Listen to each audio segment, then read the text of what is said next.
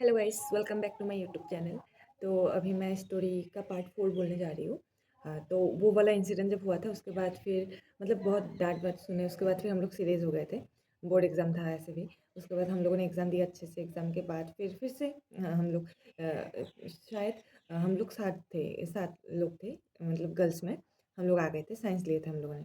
उसके बाद फिर क्या हुआ, 11 में तो बहुत मस्ती किए थे, मस्ती करने के बाद फिर क्लास 12 में फिर सीरियस हो गए क्योंकि बोर्ड एग्ज़ाम था।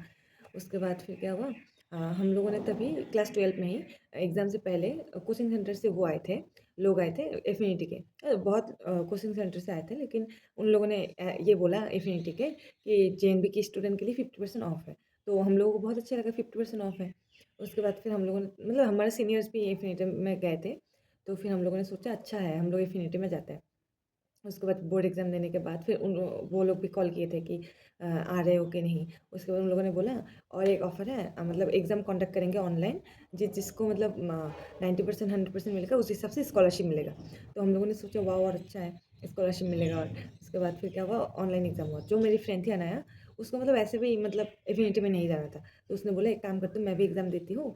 तो ऐसे देख के जो गलत-गलत होगा उसमें रेड आता है, और जो गलत होने के बाद जो सही होता है उसमें ग्रीन आता है। तो उसने बोला कि मैं पूरा एकदम एग्ज़ाम देके तो मुझे आंसर शीट मिल जाएगा, तो वो मैं तुम लोगों को भेजूँगी, तो तुम लोग एग्ज़ाम दे देना। उसके बाद फिर उसके बाद फिर हम लोगों ने सोचा वाह! और अच्छा है। तो उसने बोला था कि तुम लोग ना 90% अटेम्प्ट करना, तो मतलब वो लोग शक नहीं करेंगे। तो फिर बोले ठीक है। उसी हिसाब से हम लोगों ने एग्ज़ाम दिया।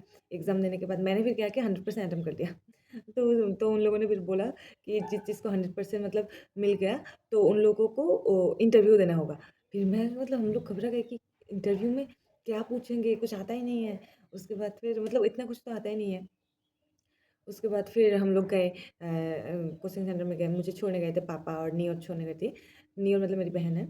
उसके बाद फिर क्या हुआ हम लोग उधर गए, जाने के बाद तो उधर जो सर थे मेन थे, उन्होंने बोला कि जो तुम लोगों को 100% स्कॉलरशिप मिला, तुम लोगों को मतलब इंटरव्यू होगा।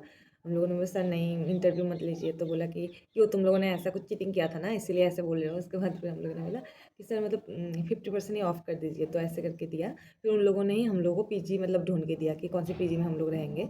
तो मैं और जो मेरी एक फ्रेंड थी, हम लोग दीक्षिता, हम गए थे मतलब सर के साथ कि ढूँढने गए थे कि मतलब पास में, एकदम पास में था पीजी। तो आदित्य पीजी था नाम।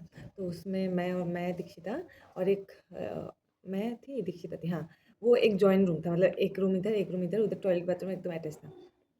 उसके बाद फिर क्या हुआ, तो उसने और मैं एक ही रूम ले लिया। रूम लेने के बाद फिर मुझे लगा इतना बड़ा सा रूम है, 3 सीटर था, तो मुझे लगा और कोई आएगा ही नहीं, मतलब ऐसे करके। उसके बाद तो फिर नहीं, पीजी की आंटी तो और एक लड़की को भेज दिया। उसके बाद फिर उधर ही रहे, पढ़ाई तो होता नहीं था, और फ्रेंड्स के साथ पूरा घूमती थी बहुत ज़्यादा, मतलब गुवाहाटी जाके मतलब बहुत ज़्यादा पढ़ाई छोड़ के मतलब वो घूमना-घामना यही करती थी। इसलिए इसके बाद उस बार तो नहीं हुआ, उस बार नहीं हुआ। फिर मैंने सोचा, मतलब सबने सोचा कि एक बार एक काम करते हैं, घर पे रह के मतलब एक बार ट्राई करते हैं। उसके बाद ऑनलाइन हम लोगों ने लिया। लेने के बाद फिर हम लोगों ने ऑनलाइन मतलब पीडब्ल्यू में लिया था। लेने के बाद फिर हम लोगों ने फिर से नीट दिया। देने के बाद इस बार भी नहीं हुआ। तो पापा ने बोला तुम एक काम करो, तुम सब एग्ज़ाम दो, एग्री का भी एग्ज़ाम दो। तो उसके बाद फिर मैंने बोला ठीक है। तो उसके बाद फिर वो एग्ज़ाम दे दिया। एग्ज़ाम देने के बाद फिर इधर तो मिल ही गया।